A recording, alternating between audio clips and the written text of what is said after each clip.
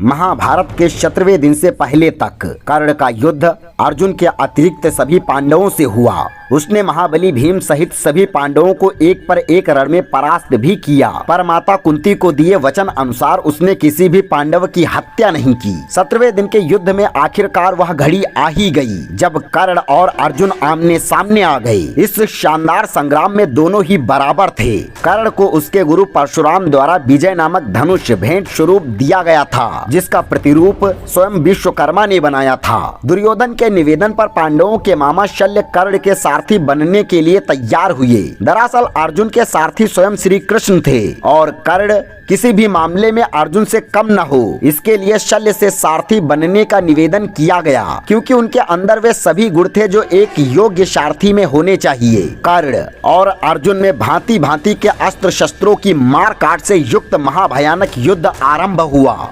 जो देवासुर संग्राम को भी मात करने वाला था। कर्ण और अर्जुन के संग्राम में कर्ण ने अपने बाणों से शत्रु पक्ष के बहुत से वीरों का संहार कर डाला। भगवान श्री कृष्ण मंद मंद मुस्काए और कर्ण के धनुर्विद्या की भूरी भूरी प्रशंसा करने लगे। कर्ण की प्रशंसा से चिढ़कर महाबली अर्जुन ने धनुष पर बाण संधान करके कर्ण के रथ पर छोड़ दिया। बाण का प्रहार इतना प्रचंड था कि महाबली कर्ण का रथ 30 हाथ पीछे चला गया। सूर्यपुत्र कर्ण मुस्काए। तत्पश्चात उन्होंने अपने धनुष पर बाण संधान किया और अर्जुन के रथ पर छोड़ दिया, जिस रथ के सारथी स्वयं भगवान थे।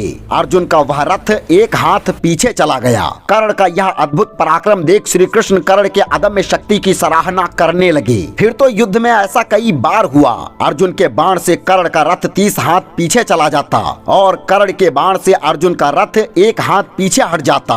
भगवान श्री कृष्ण मुस्कुराते और कर्ण की प्रशंसा करने लगते। ऐसे में अर्जुन से रहा नहीं गया और उसने पूछ लिया, हे माधव, आप मेरे शक्तिशाली प्रहारों के बजाय कर्ण के कमजोर प्रहारों की प्रशंसा क्यों कर रहे हैं? ऐसा क्या कौशल है उसमें? तब भगवान श्री कृष्ण मुस्कुराए और बोले, अर्जुन, तुम्हारे रथ की रक्षा के लिए ध्वज पर स्वयं हनुमान जी, पहियों पर शेषनाग और सारथी के रूप में मैं स्वयं नारायण विराजमान हूँ। इन सब के बावजूद भी कर्ण के प्रहार से अगर ये रथ एक हाथ भी खिसकता है तो मानना ही पड़ेगा कि कर्ण में अद्भुत पराक्रम है।